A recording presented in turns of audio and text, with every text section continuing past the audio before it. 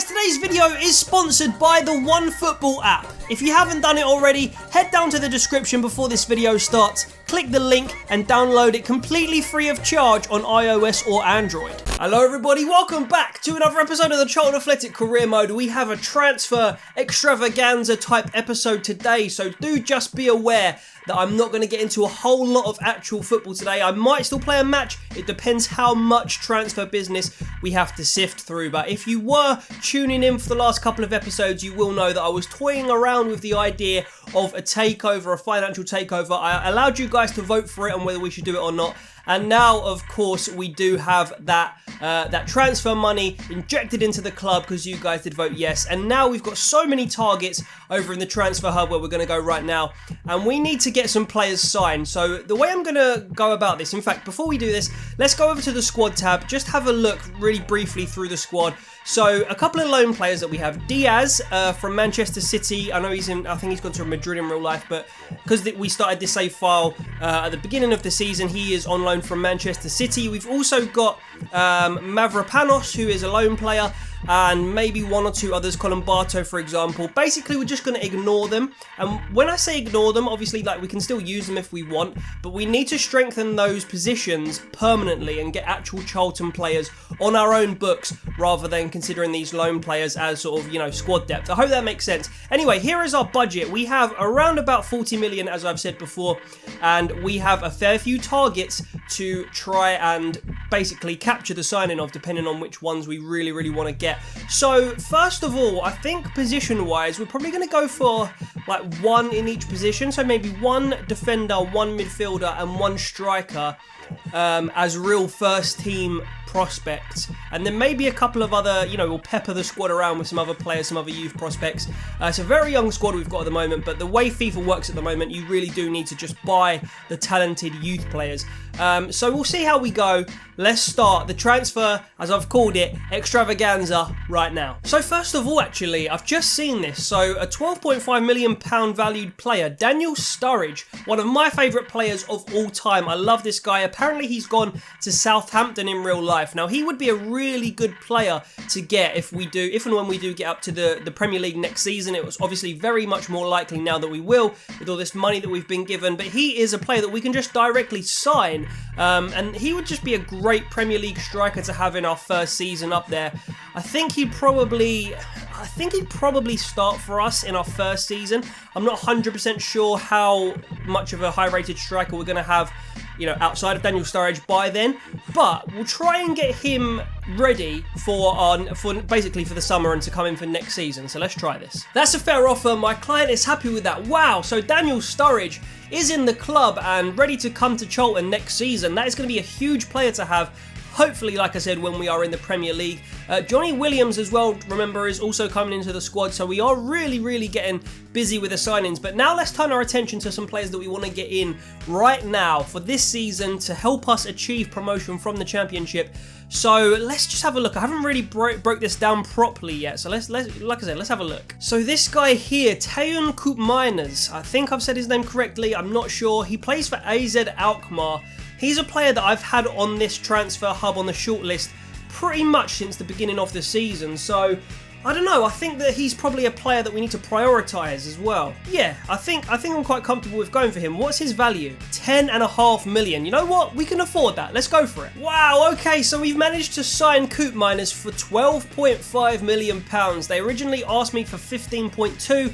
I was going in with like 11.5, and eventually we settled on £12.5 million. That is a hugely high potential player to get into the club. 21 years old, 77 rated. Now let's get his contract sorted and make our first signing of the episode. Well, first current signing of the episode. And bang, we have got our first current signing into the squad. So as you can see there, it says we have agreed terms with Tayun Koopmeiners, and he just joined the team. He is available for training selection. You can include him in your plans for the next match. Wonderful. He is only on 12 grand a week as well, which isn't massive for a 77 rated player. I think that's to do with his age. And we have got a little bit of a Dutch theme in the squad going on now with Deke Steele and whatever, and I think Stengs is Dutch as well. So that's a really nice player to get, actually, and a hugely overrated player for the Championship. And when I say overrated, I mean he's too good for the Championship. But let's see how he plays. Probably going to nab Forster Kaski's position now. And yeah, let's make some more signings, mate. We've got loads more money. Wow, and a huge player. And I apologise, this has come really out of the blue here. But I can't say his name, Claude Puel, who's actually no longer the manager in real life of Leicester City, but he has allowed us to start negotiations with Kelechi Iheanacho, 23 years old. He can play striker and CAM Nigerian, and I think probably around about a 78 rated player, I want to say. Either way, we've signed him for 13 million. They've also got a 5% sell-on clause if we do sell him in the future. That's fine. And let's get in and negotiate his wages now. This could be a huge player, a real sort of like turning point of a player for Charlton going forward in this career mode. Let's see if we can negotiate his contract. So 31.5 grand. Kelechi Iheanacho joins Charlton on a 4-year deal, I believe. Let me just confirm that. Is it a 4-year deal? It is a 4-year deal, so a nice long-term-ish contract there. And wow, let's just have a look at the squad now that we have got Iheanacho and as well Coop Miners in the squad. So let's put he's a 78 rated player, by the way. That is decent. So let's put him up front over Suzuki. Now let's go down to Coop Miners, put him on the bench for Bonavaccia, and then swap Coop Miners out into the first 11. Wow, so the team already looking really strong there. We've got a midfield 3 of Lanes, Aribo, Coop Miners, a back 4. That's probably where we need to get our next player in. Maybe like a left centre back or a left back perhaps potentially. But right now we have Kelechi Iheanacho in the squad, massive player. What's his finishing like, by the way? 78, so not as good as Grant's, but he's still a very similar player. Very powerful, very quick, and a good finisher as well. So really nice player. Let's carry on and I think get one more player in before we play our next game. So you know what? We have 12 million left, roughly, around about 12, 13 million. We also have maybe like 6, 7, 8 million coming in if and when we sell Colin Grant. So we may have like, I don't know, around the 19, 20 million pound mark on outgoing transfers this January overall to spend. So I'm thinking maybe one option that I could do is to take one of my loan players in Mavropanos, because I've really been impressed with him. He's obviously a youngster as well. 22 years old, 72 rated. What I could do is terminate his loan spell and then potentially buy him from Arsenal after I terminate his loan spell. That is one option. Another player who I know a lot of you guys quite liked from his loan spell last season in League One is Rhys Oxford. Also a little bit more versatile than Mavropanos. He can play right back, central defensive midfield, or centre back as well. So that's a nice player to be able to buy. We could maybe, if we've got enough money, do both of them, which would be a great option, and then I'd be pretty happy with the squad going forward. We'd maybe be lacking a winger. We could probably get away with having Diaz as our winger this season and then looking at getting a new winger in the summer. So that is an option that I think I might undertake, but I just want to allow myself a little bit of time to think about that. So in the meantime, a game against Sheffield Wednesday. So let's have a look at where Sheffield Wednesday are in the league. I think there are a fair few office notifications popping up here. One of them may be a transfer offer for Grant. There's one for Aribo here. Damn, 7.1 million from Ghent. That's not an unreasonable, I can't get my words out today, an unreasonable amount of money for Joe Aribo's services. I don't want to get rid of him though. I don't think it's worth it. I want him, of all players, to be with us until the end of the season. So although that is a really high offer, I'm going to reject it. And will we regret that? I doubt it. And great news, Patrick Bauer is returning from injury, so he is available to be used in the team. That is good stuff. Will there be any more notifications as we go towards this Sheffield Wednesday game? A loan offer for Song from Sunderland of all teams. That's odd. I don't feel like they'll use a 50 rated player, but hey ho, let's accept it. And see what happens. So welcome back to the Valley, where we are facing off against Sheffield Wednesday. I forgot to look at where they are again. I always do this. I forgot to look at where they are in the league, but nonetheless, we cannot underestimate a team like Sheffield Wednesday. Very decent team when they want to be. And we have our own talents, our new signings to showcase. It is actually going to show us where we are in the league, but I'm not sure about Sheffield Wednesday. They're definitely not in the top 10 there, as you can see. But like I said, we are now on mission chase Wolverhampton Wanderers. That has to be our mentality, despite the fact that we are only 1 point clear of the playoff places. Let's have a look at how Sheffield Wednesday are going to line up, and then how Charlton are going to line up. Actually, it might be Charlton's that pop up first, but we'll see either way. Here we go. Roddy De Boer in goal as always. A back 4 of Deekstill, Foyt, Pearce and Lewis Page. In midfield, we have the new boy, number 32, I think it's Koopmeiners. Is his first name Taeum? I think so. Suzuki plays just behind the striker. Aribo midfield. Zhu on the left is getting a start today. Iheanacho, another new boy, number 33 up front, and Stengs on the right-hand side. For Sheffield Wednesday, they have Gibbons in goal. I think a back four of Palmer, Pudil, Lees, and Morgan Fox, who we know as Charlton fans, don't we? And then in midfield, they do have Slavchev and Pelopessi, I think that is, Reach, Fernandinho, Gosens, and Rhodes as these sort of more forward players. Fernandinho, by the way, definitely not the Manchester City one, but I've never heard of another Fernandinho, so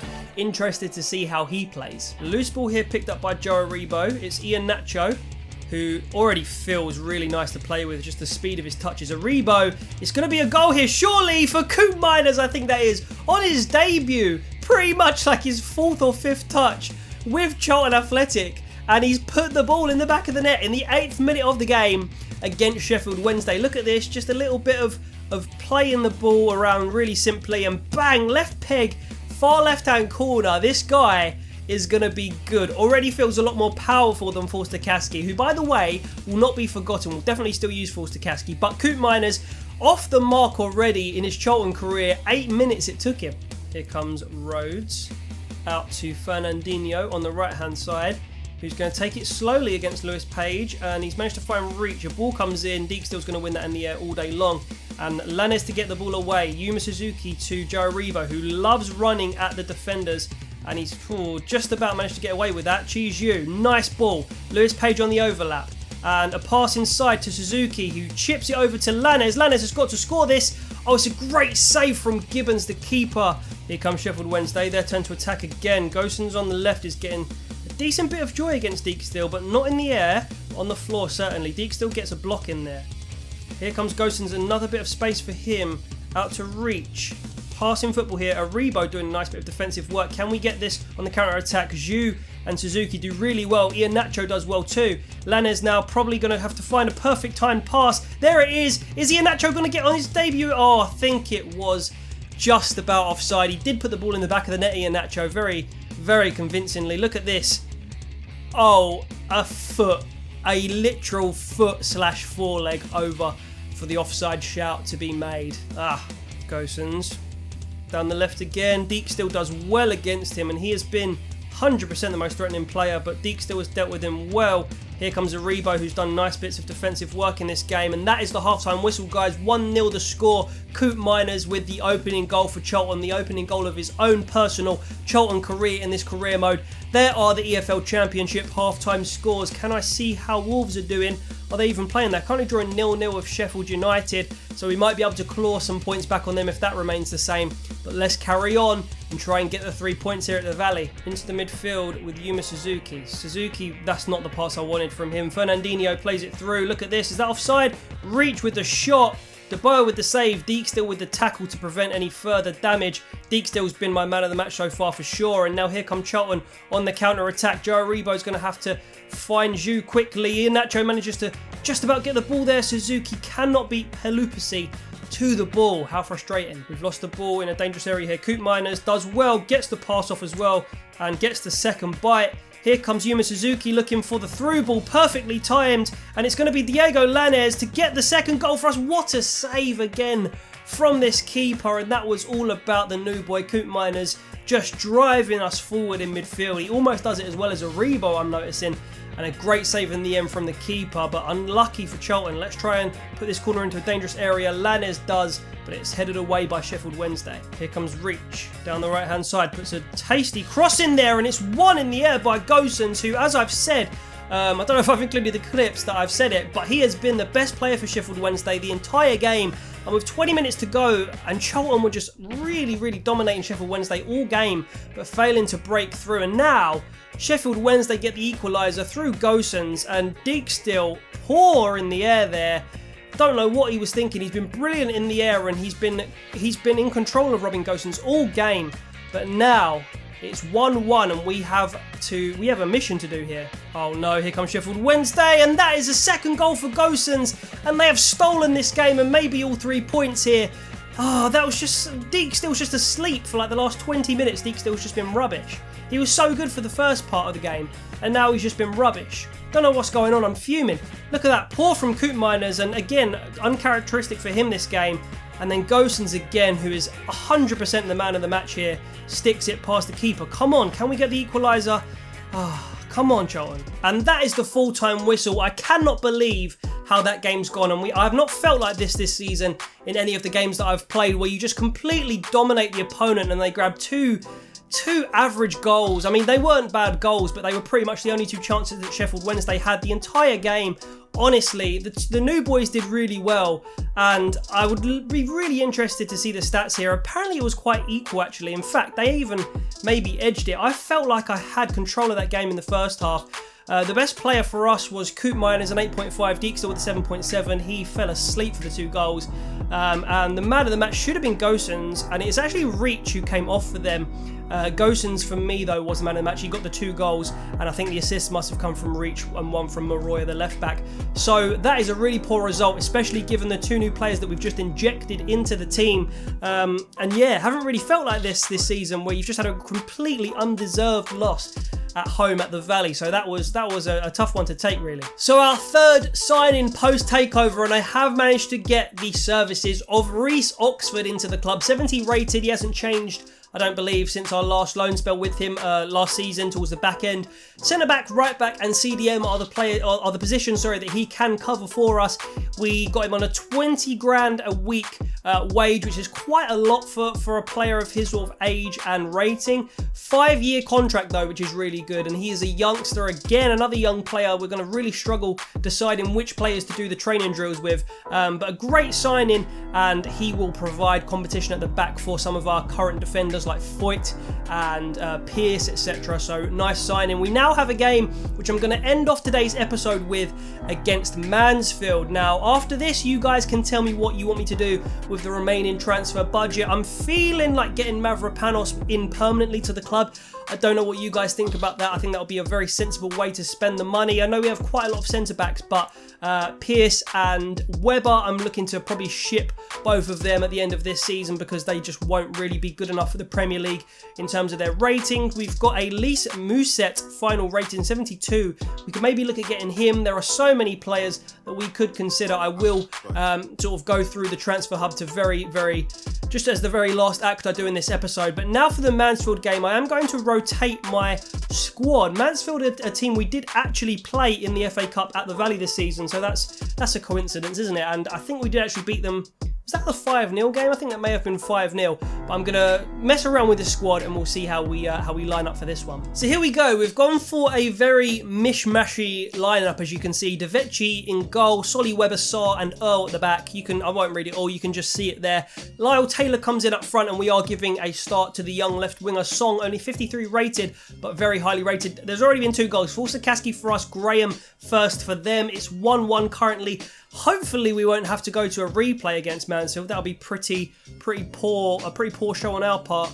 Hopefully we can grab a goal here. Forsakaski does get 2 goals, so he's saying, look mate, I know you've signed Koopmeiners, but I really want to be involved in the future in midfield. And it looks like it may be a 2-1 game, and it is a 2-1 game, finishes 2-1, so we have managed to go through to the next round of the FA Cup. And now, apparently, is this the same day? Hang on a minute. What? This is the same day? I have never seen this before. I literally have 2 games on the 25th. That is incredible scheduling from FIFA. That is incredible. So I had a game on the same day as a game. What? Anyway, okay, so I'm going to leave that game for next time. I'm actually not going to do what I said in terms of going through the transfer hub, because I just realised I'm actually recording the second episode directly after this. So hopefully we'll leave that episode on deadline day, and then you guys can leave any final suggestions for the transfer windows in the comments of the next episode. Anyway, for this one, guys, make sure you leave a like on it, make sure you hit the subscribe button, and also hit the notification bell, and I will see you in the next one. Take care, and sweet.